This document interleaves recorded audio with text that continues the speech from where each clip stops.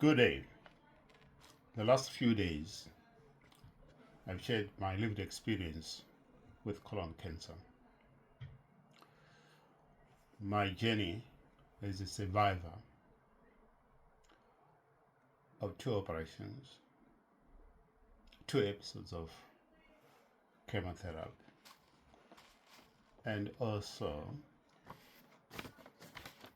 about my lived experience in medical study as I became the first person in UK to undertake mRNA cancer vaccine treatment study, which was widely publicized both in terms of TV and print media. In the same social media message, I also shared with you my intention to set up a cancer intervention and support foundation with the hope that my lived experience will help others in the same circumstances or who are going through the same episodes. Better still, if my lived experience can help others to prevent a late diagnosis of cancer, that can be the difference between survival and death, as I will allude it later on. But towards there, I would like to acknowledge the overwhelming feedback that I received from all 4 corners of the world. Some feedback came from Africa, USA, Asia, and Europe. I also have to be clear that when we talk about cancer, there are various types of cancer, and each type of cancer depicts totally different episode of treatment. And it is not the intention of this video to offer advice in terms of treatment, as that requires specialists. But it might be of interest to you to note as to which are those common cancers globally. So common cancers include lung, breast, colorectal, prostate, and bowel cancers. So these are common cancers globally. By no means the only cancers. None is evident by various research. I also want to give you a sort of a summary of why it is important to focus on cancer prevention, survival rates. In 2022, over 20 million new cases were recorded or diagnosed. The same year, 9.7 million people died of cancer.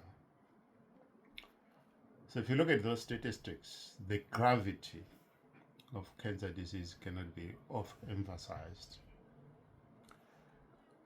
And research has shown that cancer, or various types of cancers, diagnoses are increasing. It might be that people are accessing diagnosis more than ever before. But research is ongoing in terms of both treatment and deducting in terms of causality as to what causes specific type of cancer. Again, it is not the intention of this video to drill into that. But maybe in the next videos, as we launch the Cancer Intervention and Support Foundation, we will be talking more into details about evidence-based studies, information that may be crucial to various patients suffering from cancer. Let me summarize here your suggestions, which I think were coherent and pertinent. Firstly, I've categorized them into two: patient support and care, and awareness and education. In terms of patient support and care, you have suggested a project or a platform which provides emotional and psychological support. This could be through counseling, patient-to-patient support, in which some of you suggested various workshops, videos with evidence-based information to support patients living with cancer or suffering from cancer, or it could be in remission. You've also, was under patients and care, suggested mobilization of resources that can benefit patients suffering from cancer. That's one other aspect of patient support care that you suggested. You also suggested a platform that will help and support how patients, carers, and families can navigate the healthcare system and connect patients to specialists. And I think that's very crucial. Those who have gone through the cancer treatment will confirm that it can be a challenge to navigate the various systems in terms of the various specialists, supporting services, irrespective of which country you are today. That can be a challenge. And having just simplified signposting information or infogram will help in a big way, and I concur with that suggestion there. You also have suggested under awareness and education, conducting some campaigns to promote early detection and prevention, which is very crucial. I think the statistics are staggering.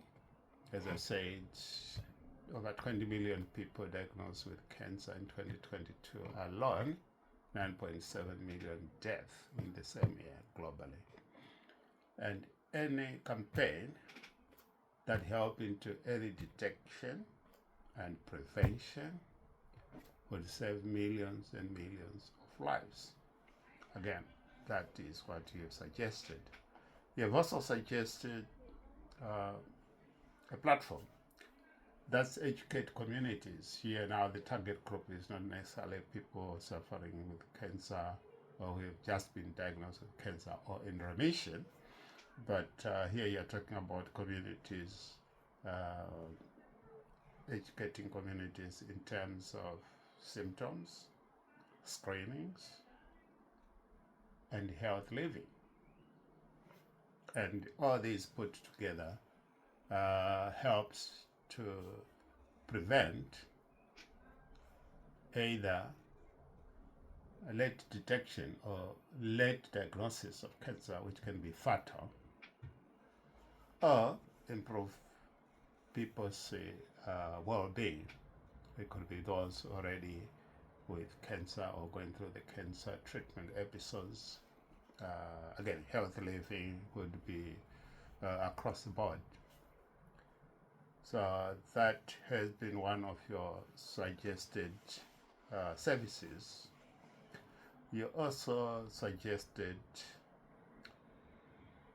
this one is very crucial because it underscores the target group of black people and minority, where there is, in some communities, there's stigma around cancer. And because of that stigma, it's delaying people to seek early diagnosis or testing or screening or early treatment, and which can lead to fatality. So you have actually put across that working around awareness, diffusing that stigma around cancer through public advocacy. And I think that is a very powerful intervention in terms of supporting people either living with cancer or going through the cancer diagnosis, or those going through the treatment itself, apart from the fact that to sort of give an awareness and education to families and carers who are looking after the cancer patients, so that we do diffuse the stigma or destigmatize the whole issue of cancer treatment, service access. So yes, so these are your feedback and your suggestions, and I take them seriously, and hope going forward the next step would be to put in place the infrastructure for this foundation so that people can quickly access the various services. I've also started conducting healthcare professionals. Some have already signed in to volunteer in terms of helping signposting people suffering from cancer. And it could be those who have that stigma and who may need some counseling. So the process has already started in its initial infancy. And I'll keep you updated, and thank you very much for your support, and let the feedback continue coming so that we can incorporate them in the project. I thank you, and good day.